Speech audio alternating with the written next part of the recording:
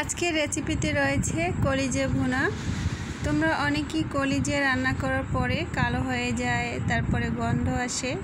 কিছু tips follow করলে আর কলিজাটা কালো হয় না আর গন্ধ আসে না। কিভাবে তোমরা কলিজা পরিষ্কার করে নিবে আজকের ভিডিওতে আমি সম্পূর্ণটাই দেখিয়ে দিব। পরবর্তীতে তোমরা যখন কলিজা রান্না করবে তোমাদের আর কোনো সমস্যাই হবে না। একটি পাত্রের ভিতরে আমি কিছু পানি দিয়ে গরম করে নিয়েছি। এর ভিতরে আমি কলিজার টুকরোগুলোকে দিয়ে দিচ্ছি। কলিজার টুকরোগুলোকে আমি একটু বড় করে কেটে নিয়েছি। কেন কেটে নিলাম বড় করে সেটাও তোমাদের সাথে আমি শেয়ার করব, তোমরা আমার ভিডিওটি দেখতে থাকো। এরপর আমি কলিজাগুলোকে 10 মিনিট সময় নিয়ে তারপরে সেদ্ধ করে নিব। সেদ্ধ করা নেওয়ার কারণ হচ্ছে কলিজার ভিতরে যে একটা ব্লাড থাকে সেটা সেদ্ধ করে নেওয়ার পরে চলে যায়, আর কলিজাটা রান্না করার পরে আর কালো হবে না, আর যে একটা স্মেল থাকে সেটাও আর আসবে না। কলিজাটা সেদ্ধ করে নেওয়ার পরে আমি ঠান্ডা করে নিয়েছি। এরপরে ঠান্ডা পানি দিয়ে ধুয়ে নিয়েছি। এখন কলিজার উপরে যে একটা স্কিন থাকে সেটা উঠিয়ে নিতে হবে, তা না হলে রান্না করার পরে এই স্কিনটার কারণে কলিজাটা শক্ত হয়ে যাবে আর কলিজার ভিতরে মশলাটা ঢুকবে না। এজন্য এই উপর থেকে স্কিনটা উঠিয়ে নিলে কলিজাটা নরম হবে আর মশলাটাও সুন্দরভাবে ঢুকবে। এভাবে করে আমি সুন্দরভাবে পরিষ্কার করে নিব। বন্ধুরা, তোমরা একটু ভালোভাবে লক্ষ্য করে দেখো কিভাবে আমি কলিজার উপর থেকে স্কিনটা উঠিয়ে নিলাম। কলিজাটাকে আমি এখন পিস করে কেটে নিব। অনেক বেশি বড় পিস করব না, মিডিয়াম সাইজের পিস করে কেটে নিব, তাহলে রান্নার পরে কলিজার ভিতরে মশলাটা সুন্দরভাবে ঢুকে যাবে। একইভাবে আমি সব কলিজাগুলোকে এভাবে টুকরো করে কেটে নিব।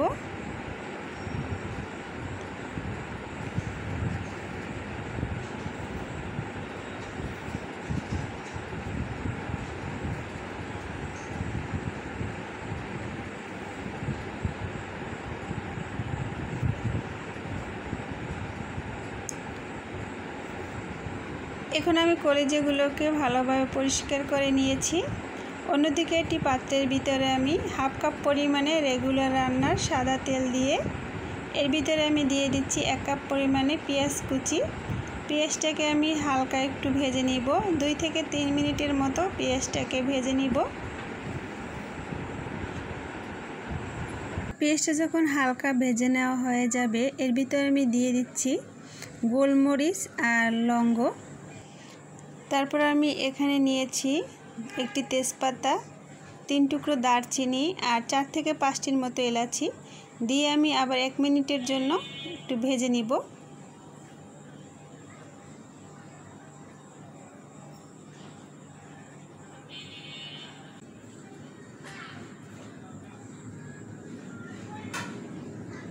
এর ভিতরে আমি দিয়ে দিচ্ছি 1 টেবিল চামচ পরিমাণে রসুন বাটা আর 1 টেবিল চামচ পরিমাণে আদা বাটা।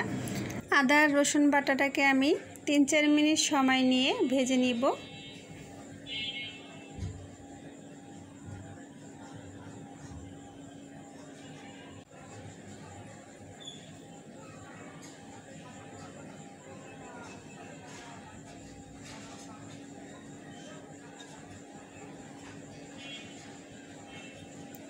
এখন আমি দিয়ে দিচ্ছি 1 চা চামচ পরিমাণে মরিচের গুঁড়া। ঝালটা তোমাদের স্বাদ অনুযায়ী কমিয়ে বাড়িয়ে দিতে পারো। এরপরে দিয়ে দিচ্ছি আমি হলুদের গুঁড়ো হাফ চা চামচ পরিমাণে, তার সাথে আমি দিয়েছি 1 চা চামচ পরিমাণে জিরের গুঁড়ো। এখন আমি একটু পানি দিয়ে নিব, তা না হলে মশলাটা পুড়ে যাবে।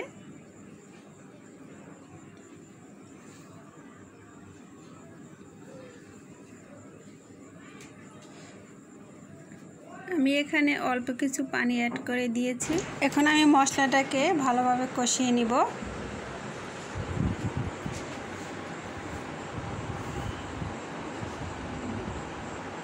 মশলাটা একটু ভালোভাবে কষিয়ে নিলে তাহলে কলিজা রান্নার পরে বেশি একটা পানি দেওয়া লাগে না, আর কলিজা রান্নার ক্ষেত্রে অনেক বেশি পানি দিলে কলিজাটা খেতে ভালো লাগে না।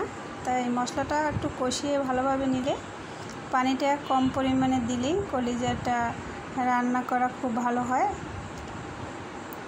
এখন আমি পরিষ্কার করা কলিজাগুলো দিয়ে তারপরে আবার সুন্দরভাবে কষিয়ে নিব। 4 থেকে 5 মিনিট আমি কষিয়ে নেব।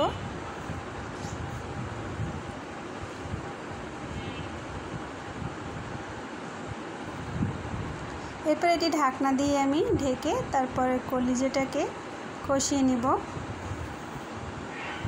আমি এখানে স্বাদ মতো লবণ দিয়ে দিচ্ছি।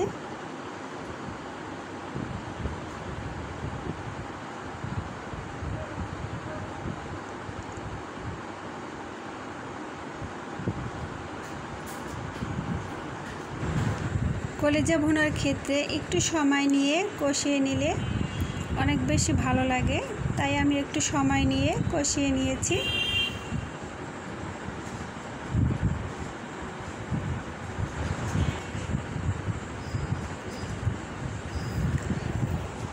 এখানে কলিজাটা প্রায় কষানো হয়ে গেছে।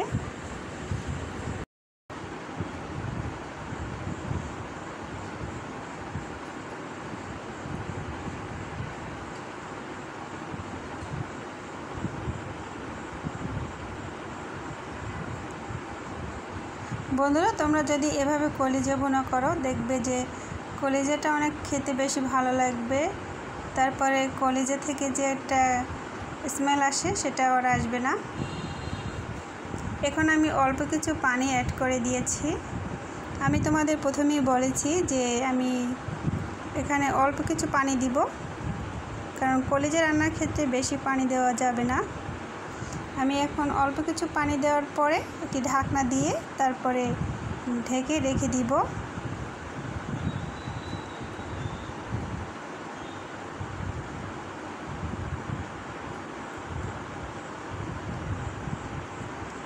আমি এখানে কিছু কাঁচামরিচ দিয়েছি সুন্দর একটা ফ্লেভারের জন্য।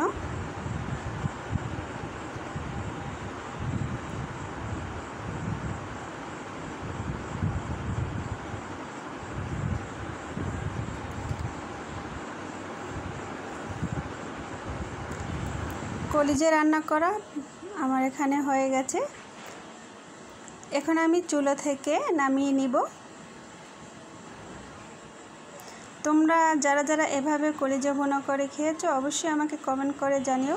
বন্ধুরা, তোমাদের কাছে আমার একটি রিকোয়েস্ট রইল, আমার ভিডিওটি যদি তোমাদের কাছে ভালো লাগে তাহলে আমার ভিডিওতে একটি লাইক দিয়ে আমার চ্যানেলটিকে সাবস্ক্রাইব করে দিও আর আমার ভিডিওটি শেয়ার করে দিও। আমার ভিডিওটি আজকের মতো এ পর্যন্তই। সবাই ভালো থেকো, সুস্থ থেকো, নিজের প্রতি খেয়াল রেখো। সবাইকে আসসালামু আলাইকুম, আল্লাহ হাফিজ।